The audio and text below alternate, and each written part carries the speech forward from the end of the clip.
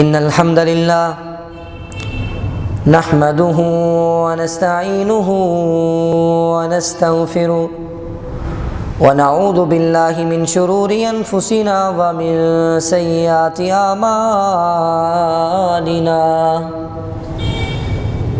من يهده الله فلا مضل له ومن يضلله فلا هادي له أشهد أن لا إله إلا الله وحده لا شريك له وأشهد أن محمدًا عبده ورسوله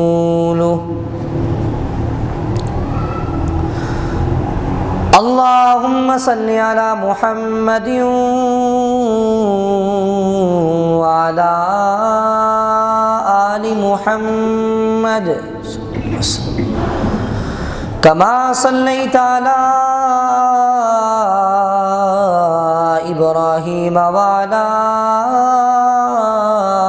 آل إبراهيم إنك حميد مجيد اللهم بارك على محمد وعلى آل محمد كما باركت على إبراهيم وعلى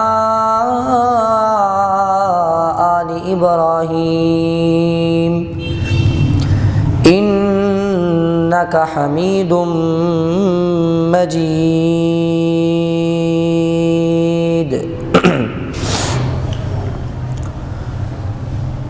قال الله تعالى في القرآن المجيد والفرقان الحميد يا أيها الذين آمنوا اتقوا الله حق تقاته ولا تموتن إلا وأنتم مسلمون يا أيها الناس اتقوا ربكم الذي خلقكم من نفس واحدة وخلق منها زوجها وبث منهما رجالا كثيرا ونساء واتقوا الله الذي تساءلون به والأرحام إن الله كان عليكم رقيبا يا أيها الذين آمنوا اتقوا الله وقولوا قولا سديدا يصلح لكم أعمالكم ويغفر لكم ذنوبكم ومن يطع الله ورسوله فقد فاز فوزا عظيما أما بعد فأعوذ بالله السميع العليم من الشيطان الرجيم بسم الله الرحمن الرحيم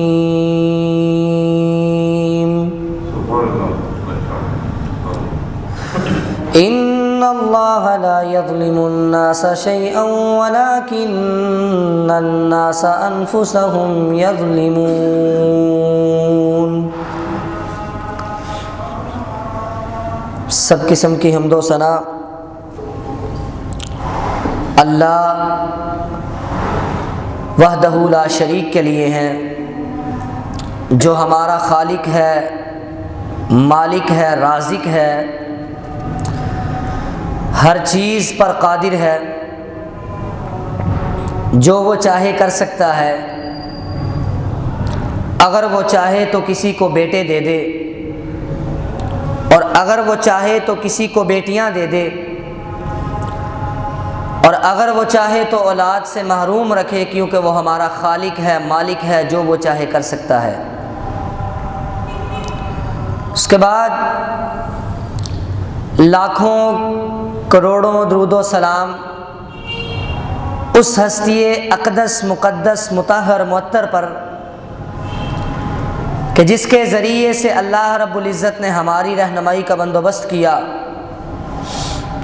اور جس کو رحمت للعالمین بنا کر بھیجا، جس کے آنے سے انسانوں کو جینے کے طور طریقے اور سلیقے آ گئے، اور جس کا نام نامی اسم گرامی جناب محمد الرسول اللہ صلی اللہ علیہ وسلم ہے۔ سامعین محترم، گزشتہ خطبہ جمعہ میں میں نے آپ کے سامنے جو بات کی تھی وہ یہ تھی کہ ہماری شادیاں آج رسم و رواج سے بھری پڑی ہیں، اور اس قدر رسمیں، اس قدر رواج اس اکثریت اور کثرت کے ساتھ شامل حال ہیں کہ ہمارے لیے اب شادی کرنا اور نکاح کرنا بھی بڑا ہی مشکل کام ہو گیا۔ ہم نے اپنی شادیوں کو خود مہنگا کیا، اپنی طرف سے رسمیں ایڈ کر کے، جمع کر کے، داخل کر کے، جن کا نکاح اور شادی کے ساتھ کوئی تعلق نہیں، ہم نے اپنی شادی اور نکاح کو مہنگا کر لیا۔ اور ان رسموں میں سے جس رسم کا میں آپ کے سامنے تذکرہ کر رہا تھا وہ تھی رسم جہیز، کہ شادی کے موقع پر لڑکی والے، لڑکی کے والدین، لڑکی کے بہن بھائی وہ اس لڑکی کو جہیز دیتے ہیں، گھر اور گھریلو ضروریات کا جو سامان ہے وہ لڑکی کے والدین مہیا کرتے ہیں، اور اس کا نکاح کے ساتھ کوئی تعلق نہیں، اور اسلام کے ساتھ بھی کوئی تعلق نہیں۔ اسلام نے اس کی اجازت نہیں دی اور نہ ہی اس کا حکم دیا۔ بعض لوگ کہتے ہیں جی ہم ہدیہ دیتے ہیں، ہم تحفتاً اپنی بیٹی کو سامان دیتے ہیں۔ یہ بات یاد رکھو، جہیز میں اور تحفے میں فرق ہے۔ تحفہ یہ ہے کہ آپ اپنی بیٹی کو اپنی مرضی سے سسرال اور بیٹی کے سسرال کے مطالبے کے بغیر اپنی بیٹی کو اگر آپ ساز و سامان دیتے ہیں، کچھ تحفے کے طور پر چیزیں دیتے ہیں، تو یہ آپ کا تحفہ ہے۔ لیکن اگر آپ کی بیٹی کے سسرال آپ سے سامان کا مطالبہ کریں، تحفے کا مطالبہ کریں، تو وہ تحفہ نہیں رہتا، وہ جہیز ہو جاتا ہے جس کی ممانت ہے۔ اور یہ مطالبہ کرنا یہ اسلام میں نہیں ہے، یہ ہندوانہ رسم ہے، جیسے کہ پچھلے خطبہ میں نے واضح کر دیا۔ اور بات کا اختتام یہاں ہوا تھا کہ جہیز کے نقصان کیا ہیں۔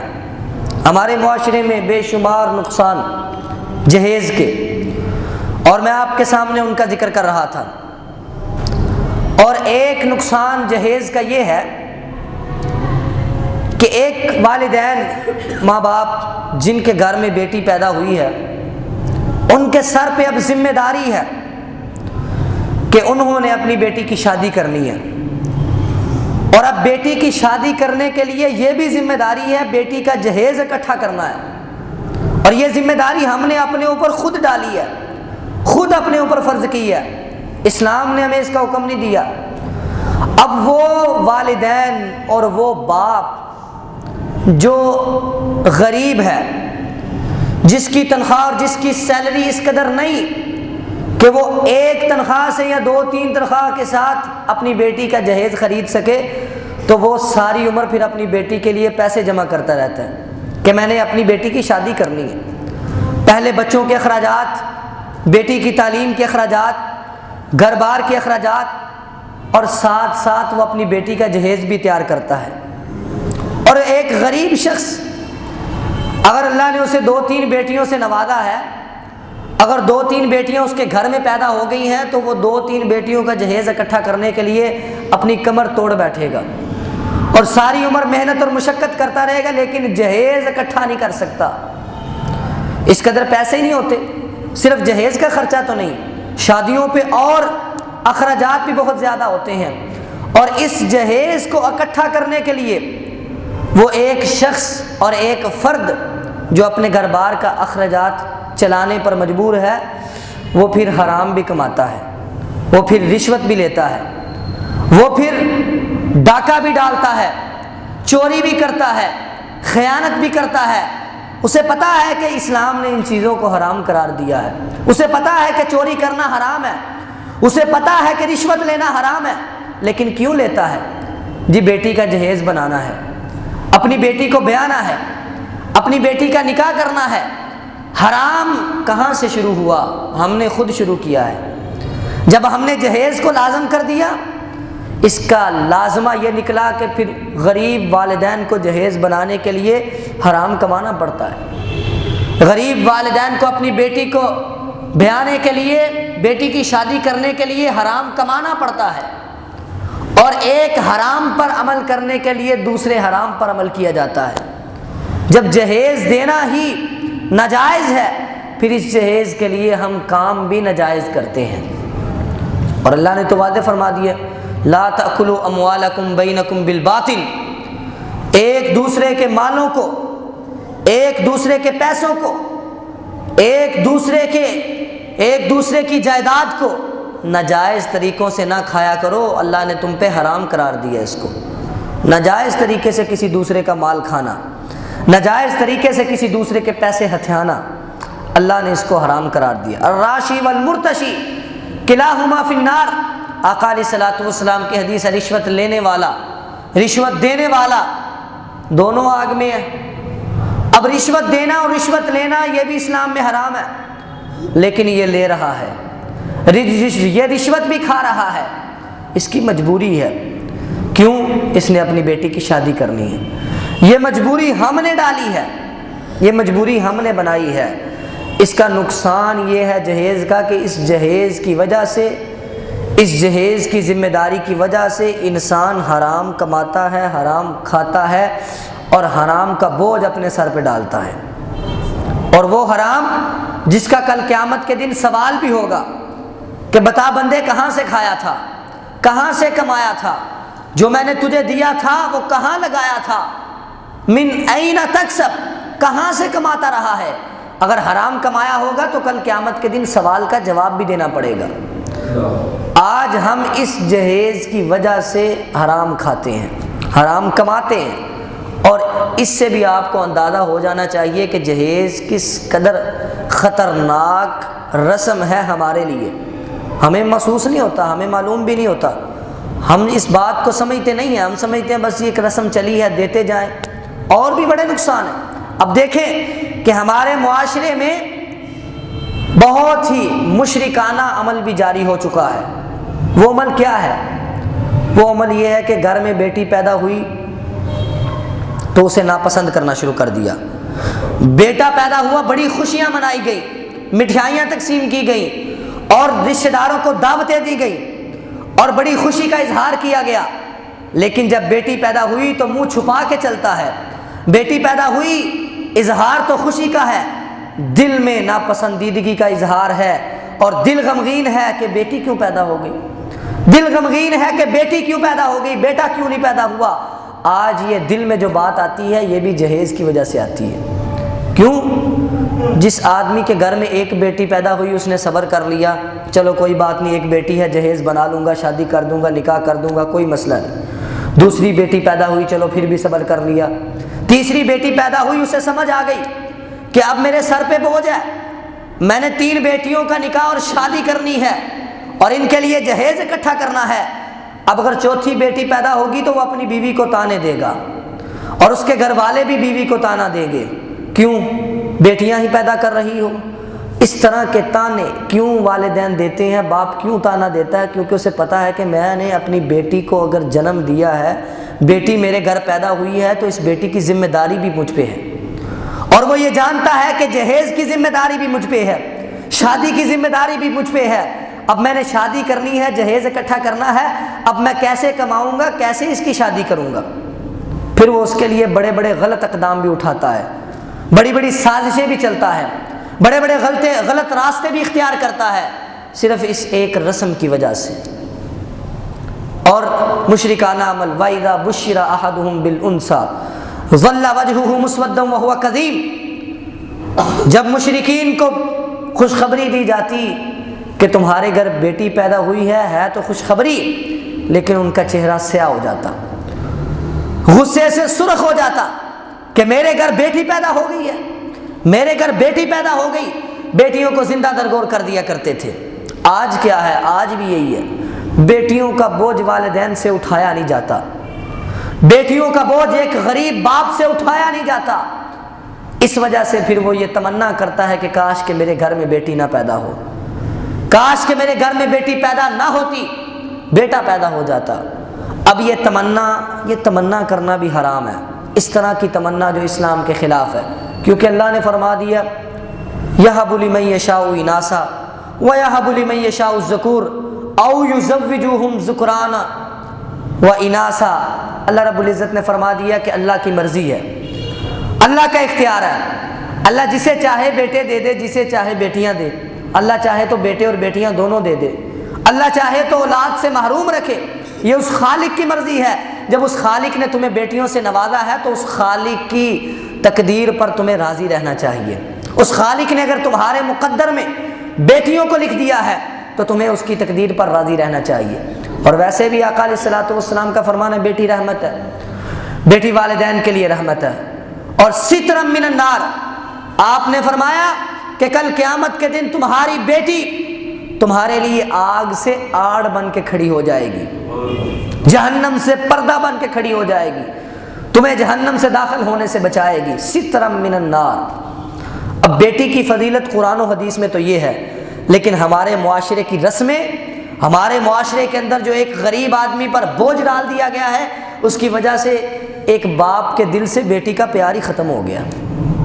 باپ کے دل میں بیٹی کے لیے پیار ہی نہیں رہا، بیٹی کو اس نگاہ اور اس نظر سے دیکھا ہی نہیں جاتا جس نظر سے ایک بیٹے کو دیکھا جاتا ہے۔ یہ کس نے کیا؟ یہ ہم نے خود کیا ہے، ہمارا اپنا کیا درا ہے۔ ہم اپنے ہاتھوں سے، اپنے ہاتھ سے اپنے دوسرے ہاتھ پر کلہاڑی چلا رہے ہیں۔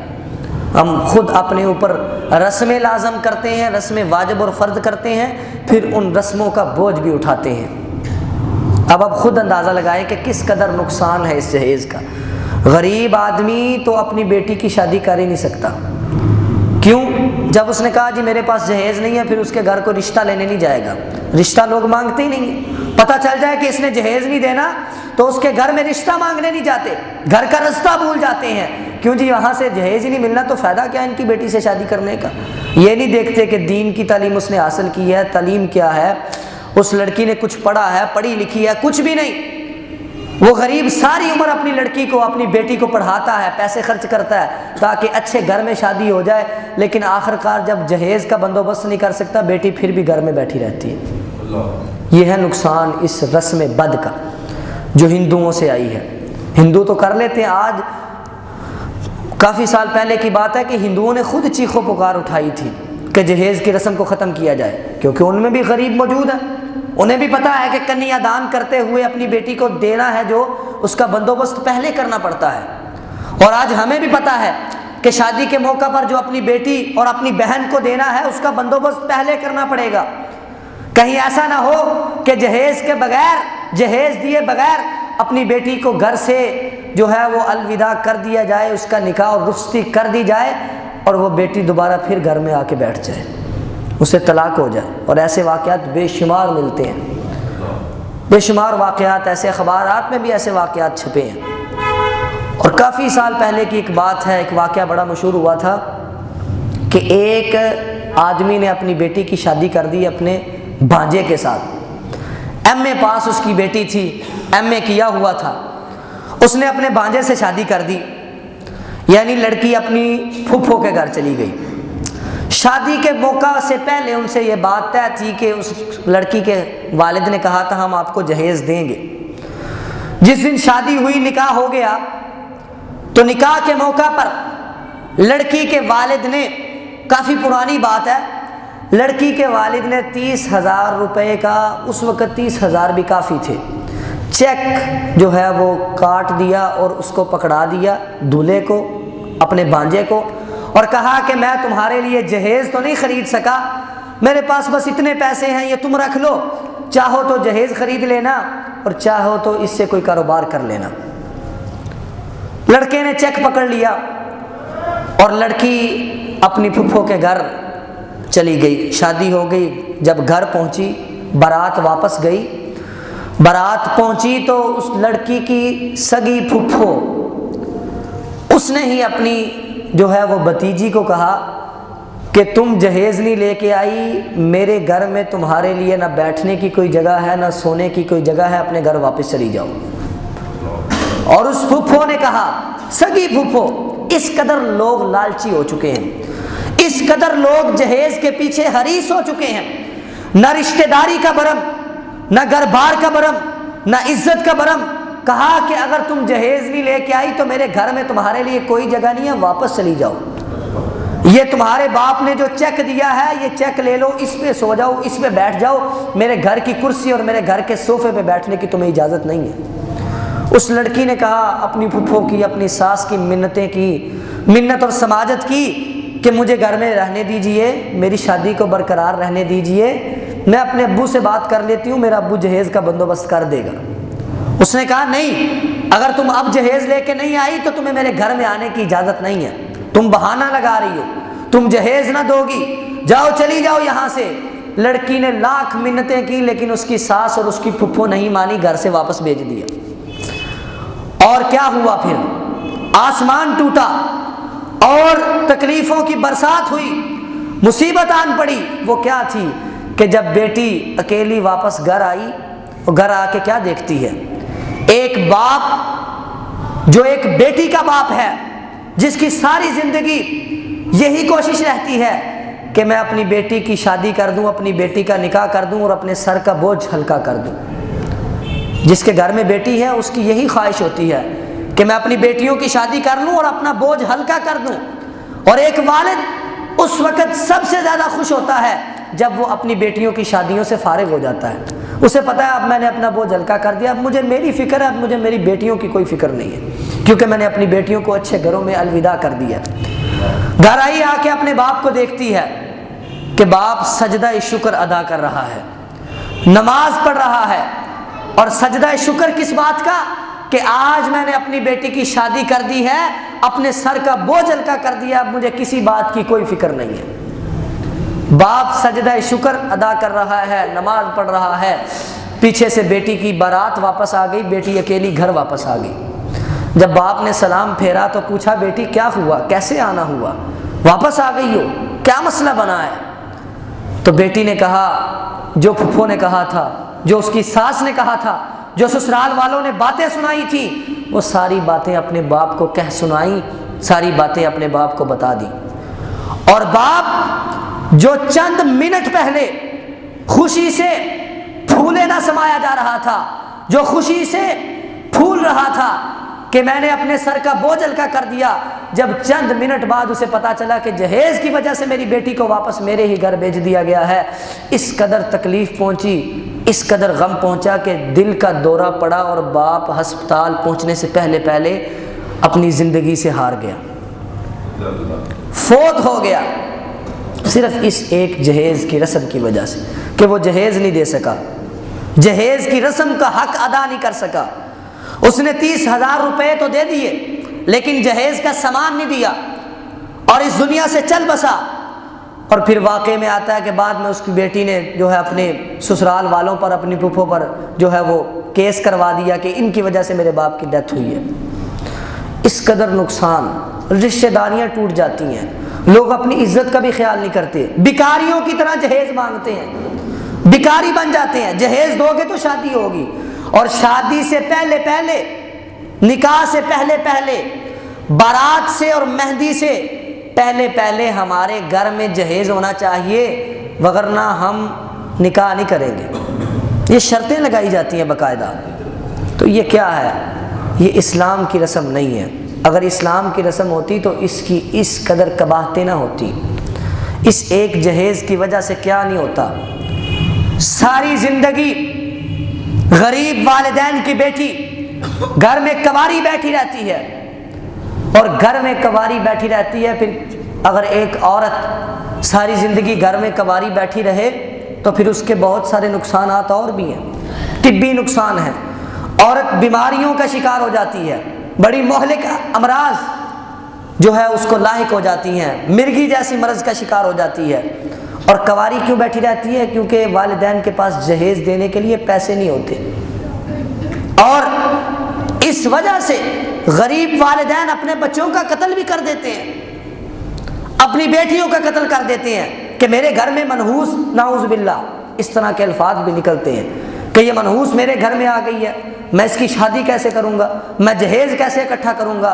حالانکہ اللہ کا تو فرمان ہے لا تقتلوا اولادکم خشیۃ املاق نحن نرزقکم وإیاہم، اپنے بچوں کو، اپنی اولادوں کو، اپنے بیٹوں کو، اپنی بیٹیوں کو غریبی کی وجہ سے، غربت کی وجہ سے، فقر و فاقے کی وجہ سے، محتاجگی کی وجہ سے قتل نہ کرو، تمہیں بھی میں رزق دینے والا ہوں اور تمہاری اولاد کو بھی میں رزق دینے والا ہوں۔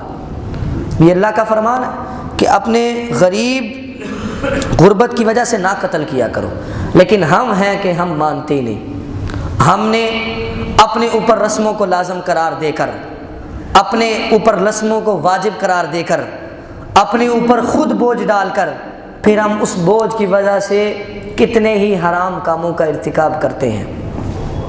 اور ہم نے آج کیا کیا ہے؟ گنگا الٹی بہہ رہی ہے۔ ہونا تو یہ چاہیے تھا کہ ایک مسلمان کے لیے زنا کرنا اس قدر مشکل ہوتا کہ انسان کے تصور میں بھی نہ آتا کہ میں نے زنا کرنا ہے، اور شادی کرنا اس قدر آسان ہوتا کہ ہر فرد، ہر مسلمان اپنے بیٹے کی شادی کر دے، جب وہ شادی کے قابل ہو جائے اس کی شادی کر دے۔ لیکن آج اس کے الٹ ہو رہا ہے۔ ہمارے ہاں شادی کو اس قدر مہنگا کر دیا گیا ہے کہ غریب والدین اپنے بچوں کی شادی نہیں کر سکتے، اور زنا اس قدر سستا ہو گیا کہ ہر دوسرا فرد اگر زنا کرنا چاہے تو کر سکتا ہے۔ اس قدر مواقع ہمارے معاشرے میں مہیا کیے جاتے ہیں، اور مسلمانوں کو غلط لت اور غلط عادت کا شکار بنایا جاتا ہے، غلط عادت کا عادی بنایا جاتا ہے۔ کس وجہ سے؟ کیونکہ شادی کرنا، نکاح کرنا ایک مسلمان کے لیے اب مشکل ہو چکا ہے، دن بدن۔ ایک تو مہنگائی ہے، آج کل مہنگائی اس قدر ہو گئی ہے کہ شادی تو دور کی بات، گھر بار اور اخراجات چلانا مشکل ہو گئے ہیں، اور شادی تو دور کی بات ہے۔ اور جب ہم نے شادی کو مہنگا کر دیا، اپنی طرف سے رسمیں اس میں ایڈ کر دی اور داخل کر دی، اور پھر اپنے آپ کو یہ کہا کہ ہم مجبور ہیں، ہم شادی نہیں کر سکتے، ہم مجبور ہیں، ہمارے پاس اتنے پیسے نہیں ہیں، اور پھر لوگ اس قدر کہتے ہیں جی ہماری ناک نہیں رہے گی، ہماری ناک خاندان میں کٹ جائے گی۔ ہم نے اپنی ناک بچانے کے لیے لوگوں سے قرض لینا پڑے تو قرض بھی لیتے ہیں لیکن جہیز دیتے ہیں، قرض لینا پڑے تو قرض بھی لیتے ہیں لیکن جہیز دیتے ہیں۔ اب یہ رسم ہمارے معاشرے میں آ چکی ہے۔ جو بندہ یہ اختیار رکھتا ہے، جو بندہ اس بات پر قادر ہے کہ وہ اس رسم کا دفاع کر سکے، وہ اس رسم کو توڑ سکے، اپنے بچوں کی شادی جہیز کے بغیر کرے، اور واقعتاً یہ بات ٹھیک ہے، دینی گھرانوں میں شادی کرو، دین سے جن کا تعلق ہو ان سے اپنے بیٹیوں کی شادی کرو، کیونکہ جس کا دین سے تعلق ہے، جسے تھوڑا بہت دین کا پتہ ہے، وہ جہیز کا مطالبہ نہیں کرے گا، کم از کم وہ مطالبہ نہیں کرے گا۔ اگر تم اپنی مرضی سے کچھ دینا چاہتے ہو تحفے کے طور پر، وہ تو دے سکتے ہو، وہ تمہیں کوئی نہیں روکتا، لیکن اگر وہ مطالبہ کرے تو یہ کام غلط ہے، یہ کام غلط ہے۔ گھر کا سامان لے کے آنا یہ لڑکی کی ذمہ داری نہیں ہے، یہ والدین کی ذمہ داری نہیں ہے لڑکی کے، یہ لڑکے کی اپنی ذمہ داری ہے۔ اگر اس کے پاس گھر کا سامان خریدنے کے پیسے نہیں ہیں، نہ کرے شادی، پہلے پیسے اکٹھے کرے۔ یہ ساری ذمہ داریاں ہم نے لڑکی پہ ڈالی ہیں، جس ذمہ داری کی وجہ سے لڑکی کا باپ حرام بھی کھاتا ہے، لڑکی بیماریوں کا شکار بھی ہوتی ہے، ساری عمر گھر میں کواری بھی بیٹھی رہتی ہے، شریعت اسلام کی مخالفتیں بھی ہوتی ہیں، پھر شادی کے معیارات ہی بدل جاتے ہیں، اخراجات ہی بدل جاتے ہیں، اور ہم نے اپنے ہاتھوں پر خود چھری چلائی ہے، ہم اپنے آپ کو خود قتل کر رہے ہیں، اپنے آپ کو خود نقصان پہنچا رہے ہیں۔ تو ہمیں اس رسم سے بائیکاٹ کرنا چاہیے، اس رسم کو چھوڑنا چاہیے۔